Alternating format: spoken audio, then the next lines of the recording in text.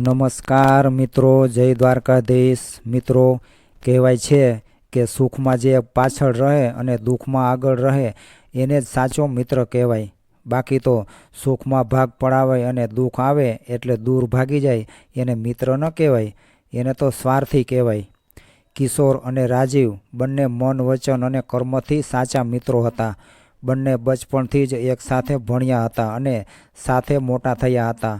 બંનેને એકબીજાના ઘરમાં એક સમાન પ્રેમ અને માન મળતું હતું. કિશોરના બાપુજી એક નાનકડી કંપનીમાં સાધારણ કર્મચારી હતા, જ્યારે રાજીવના બાપુજી એક ઉચ્ચ અધિકારીના પદ ઉપર બિરાજમાન હતા. રાજીવને કિશોરના હાથની દાબેલી ખૂબ જ પસંદ હતી. તે ઘણી વખત કિશોરના ઘરે તેના હાથની બનેલી દાબેલી ખાવા આવતો હતો. ધીરે ધીરે સમય પસાર થતો રહ્યો. હવે બંને મિત્રો ઉચ્ચ શિક્ષણ સંસ્થામાં પ્રવેશ લઈ ચૂક્યા હતા, પરંતુ બંને વચ્ચેનો પ્રેમ નાનપણ જેવો જ હતો. બંને મિત્રો એક જ કોલેજમાં ભણી રહ્યા હતા. આ વર્ષે બંનેનું ભણવાનું પૂરું થવાનું હતું. થોડા દિવસો પછી રાજીવના બાપુજીનું ટ્રાન્સફર બીજા શહેરમાં થઈ ગયું. રાજીવનો પરિવાર હવે બીજા મોટા સિટીમાં શિફ્ટ થઈ ગયો હતો. ધીરે ધીરે 2 વર્ષ કેમ વીતી ગયા ખબર પણ ન પડી. કિશોરે M.Tech.નો અભ્યાસ પૂરો કરી લીધો હતો અને હવે તેના બાપુજીનું સ્વાસ્થ્ય પણ ખરાબ રહેવા લાગ્યું હતું. એટલા માટે કિશોરે એક કંપનીમાં કામ કરવાનું શરૂ કરી દીધું. હવે તે નોકરીએ લાગી ગયો હતો અને એના બાપુજીની તબિયત પણ બરાબર રહેતી હતી. એટલે કિશોરના બાપુજીએ જલ્દી તેના લગ્ન કરાવી નાખ્યા. કિશોરના લગ્ન થયા પછી જાણે તેના ઉપર દુઃખનો મોટો પહાડ તૂટી પડ્યો હોય એમ લગ્નના થોડા દિવસો પછી જ તેના બાપુજીનું મૃત્યુ થઈ ગયું.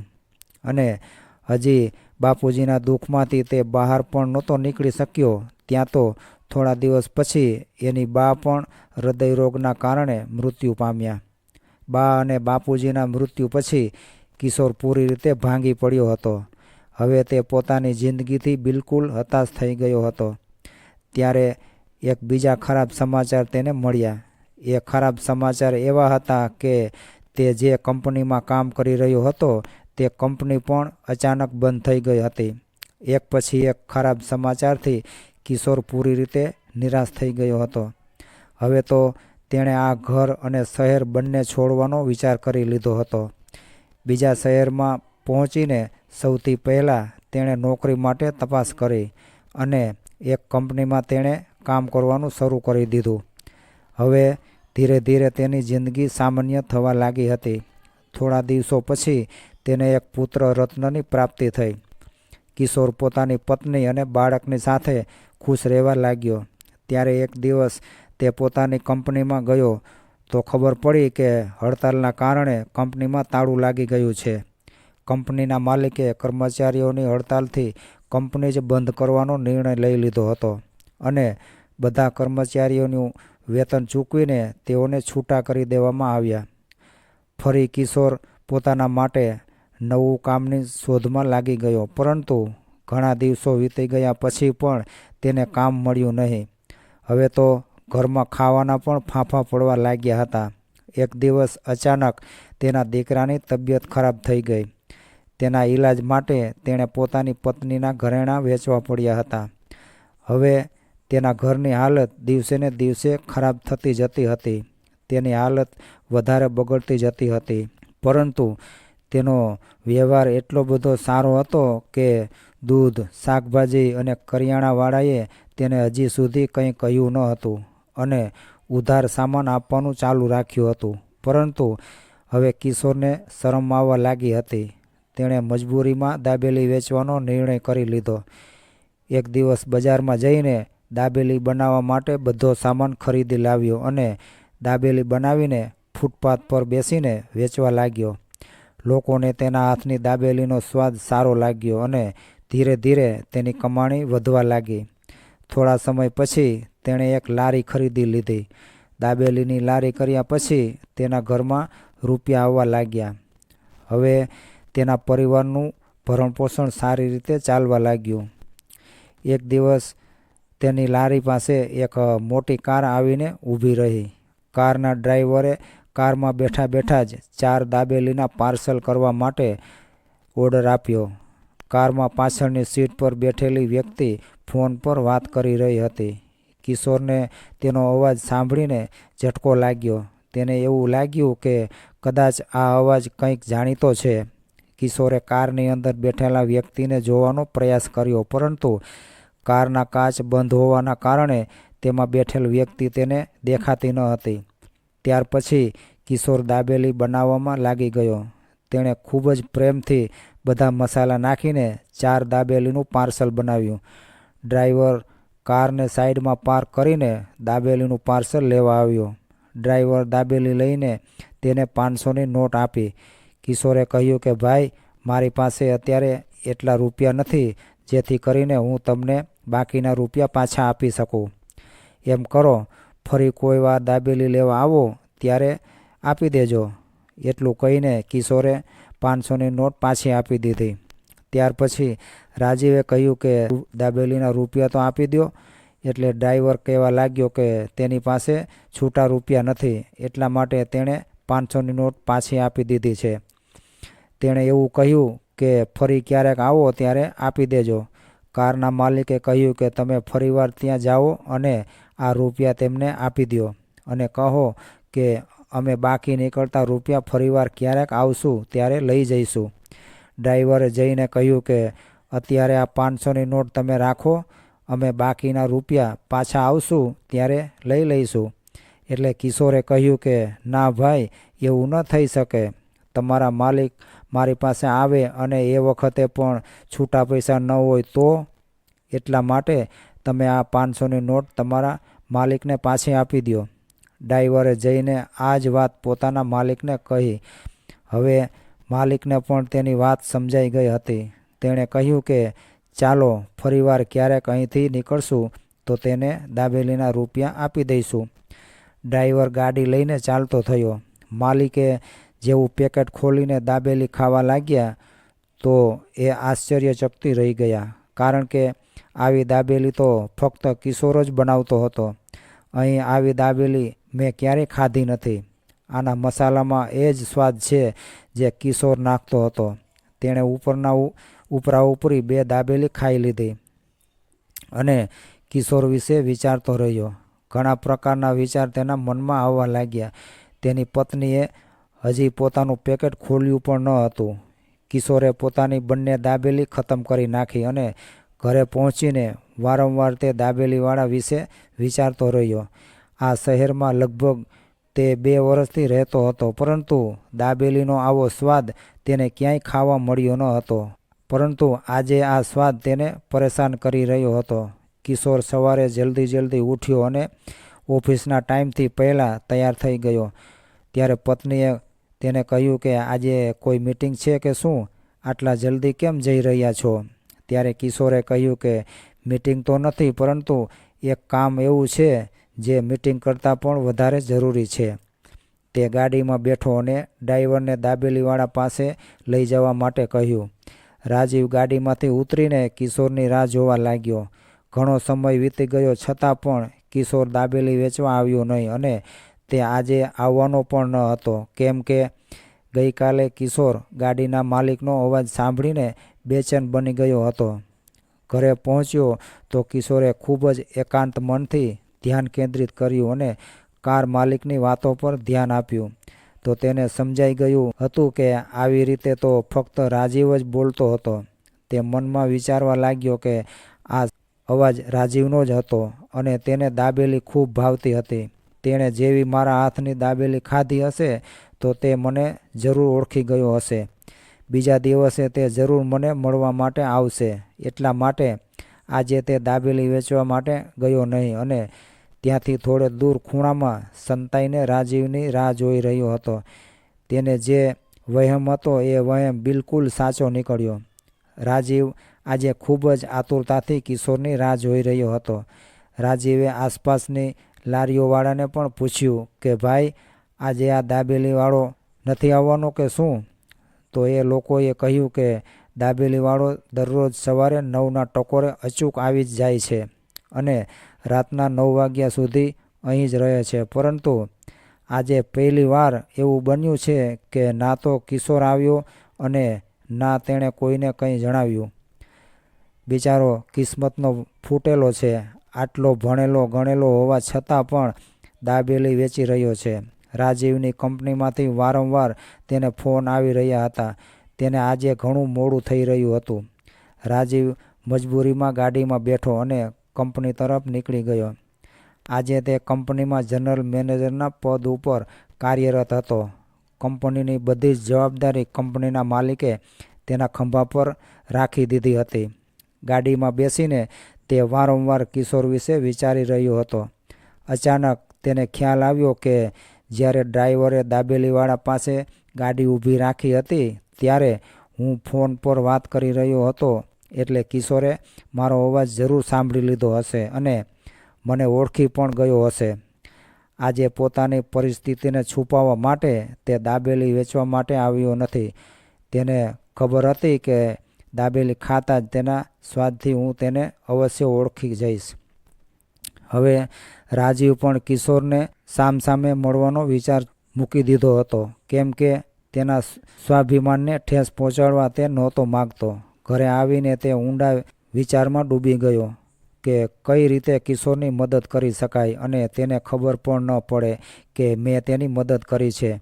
રાજીવને આ રીતે ચિંતામાં જોઈને તેની પત્નીએ તેને પૂછ્યું કે શું વાત છે? આજે તમારી તબિયત ઠીક નથી કે શું? આજ સુધી મેં ક્યારેય પણ તમને આ રીતે ચિંતામાં જોયા નથી.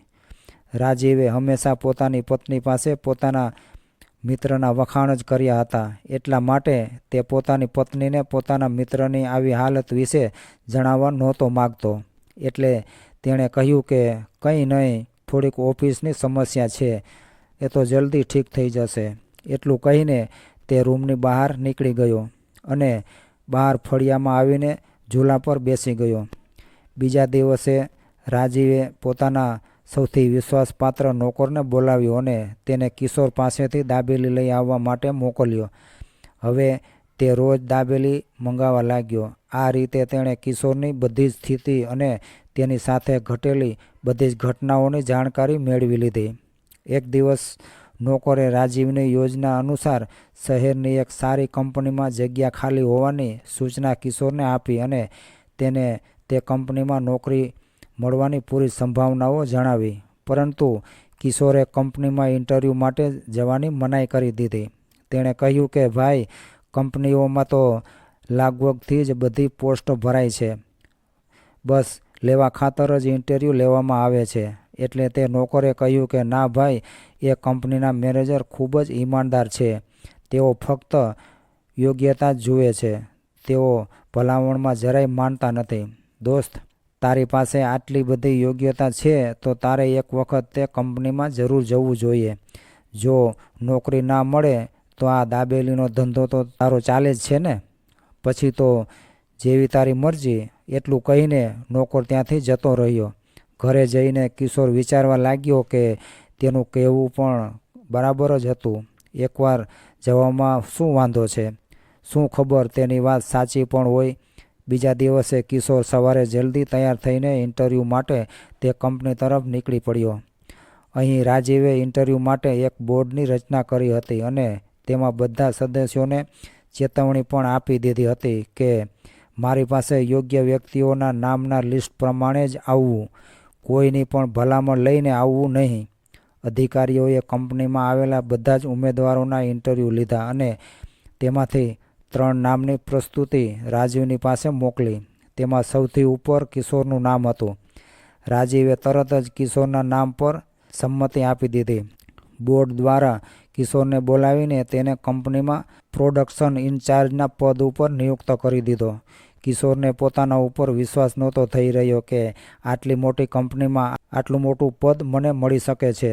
તેણે મનમાં નોકરનો ખૂબ જ આભાર માન્યો અને સૌથી પહેલાં મંદિરમાં જઈને ભગવાનને પ્રસાદી ચડાવી. પછી ઘરે પહોંચીને આ સમાચાર પોતાની પત્નીને સંભળાવ્યા કે ભગવાને આપણી પ્રાર્થના સાંભળી લીધી છે, આપણું કિસ્મત ખુલી ગયું છે, મને સારી કંપનીમાં ઊંચા પદ ઉપર નોકરી મળી ગઈ છે. પત્ની પણ ખૂબ જ ખુશ થઈ ગઈ અને તરત જ બધા સાથે ફરી મંદિરમાં ભગવાનના આશીર્વાદ લેવા માટે પહોંચી ગયા. કિશોરના આખા પરિવારમાં ખુશીઓ છવાઈ ગઈ. સવારે કિશોર નોકરી પર જતા પહેલાં પોતાની લારીના સ્થળ પર ગયો અને પોતાના બધા સાથીઓનું મોઢું મીઠું કરાવ્યું. તેના બધા સાથી તેને વધામણી દેવા લાગ્યા. કંપનીમાં પહોંચીને કિશોરે પોતાનું પદ ગ્રહણ કરી લીધું અને પૂરી ધગશ અને લગન સાથે કામ કરવા લાગી ગયો.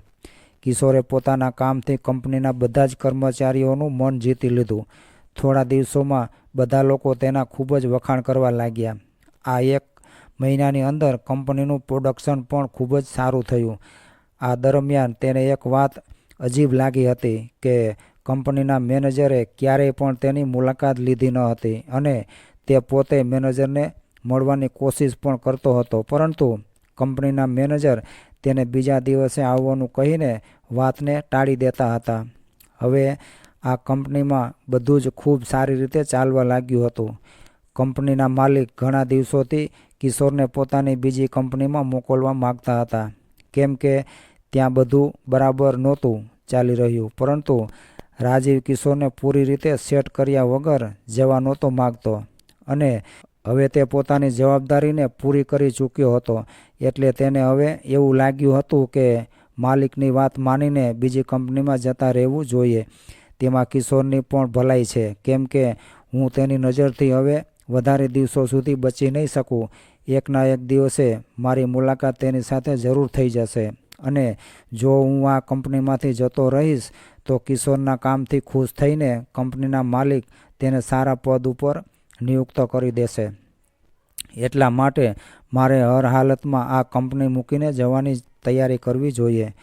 કંપનીના માલિકને પોતાનું મેનેજરનું પદ કિશોરને સોંપવાની ભલામણ કરીને રાજીવ બીજી કંપનીમાં જતો રહ્યો. કંપનીના માલિકે પણ રાજીવના કહ્યા પ્રમાણે કિશોરને તે કંપનીના જનરલ મેનેજરના પદ ઉપર નિયુક્ત કરી દીધા. કિશોરને જ્યારે આ વાતની ખબર પડી કે તેનું પ્રમોશન જનરલ મેનેજરના પદ ઉપર થઈ ગયું છે તો તેને ખૂબ જ ખુશી થઈ અને થોડુંક અજીબ પણ લાગ્યું, કેમ કે આ પ્રમોશન તેને જૂના જનરલ મેનેજરની ભલામણના કારણે મળ્યું હતું. એ મનમાં ને મનમાં વિચારવા લાગ્યો કે જનરલ મેનેજરે મને ક્યારેય મળવું પણ ઉચિત નહોતું માન્યું, તો પછી એમણે મારા માટે જનરલ મેનેજરના પદની ભલામણ કરી કઈ રીતે? પરંતુ પ્રમોશનની ખુશી એટલી બધી મોટી હતી કે તે બધું જ ભૂલીને બધા કર્મચારીઓ પાસેથી અભિનંદન લેવામાં વ્યસ્ત થઈ ગયો. આ રીતે ધીરે ધીરે 2 વર્ષ વીતી ગયા. કિશોરે જ્યારથી કંપનીના મેનેજરનું પદ સંભાળ્યું હતું ત્યારથી કંપનીના પ્રોડક્શનમાં ખૂબ જ પ્રગતિ થવા લાગી હતી. કંપનીનો ફાયદો ઘણો બધો વધી ગયો હતો. આગલા મહિને બધી કંપનીઓને વાર્ષિક પ્રગતિના આધાર પર સર્વશ્રેષ્ઠ કંપનીના પુરસ્કારની ઘોષણા થવાની હતી.